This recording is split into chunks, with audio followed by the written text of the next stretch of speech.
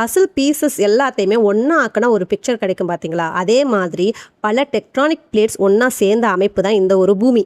பூமிக்கடியில் 50க்கும் மேற்பட்ட tectonic plates இருக்குது. ஆனால் இதில் ரொம்ப ரொம்ப முக்கியமானது மொத்தம் 7 மிகப்பெரிய டெக்டானிக் பிளேட்ஸ் தான். டெக்டானிக் பிளேட்ஸ் மூவ் ஆகிறதுக்கு ஏகப்பட்ட ப்ரெஷரை போட்டாலும் அதால் மூவ் ஆக முடியாது. பட் அந்த ப்ரெஷர் வந்து அதிகமாக என்ன ஆகும்னா அது இன்னொரு டெக்டானிக் பிளேட்ஸோட போய் கொலைட் ஆகிக்கிறோம்.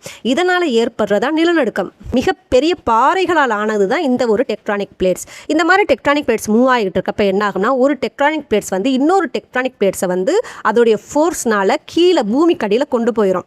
பூமிக்கடியில் அளவுக்கு அதிகமான வெப்பம் இருக்கிறதுனால அந்த ஒரு மிகப்பெரிய பாறை வந்து நெருப்பு குழம்பா மாறிடும். இதைத்தான் மேக்மா அப்படின்னு சொல்லுவாங்க. இதுதான் எரிமலை வெடிக்கிறப்ப நெருப்பு குழம்பா வெளியிலையும் வருது.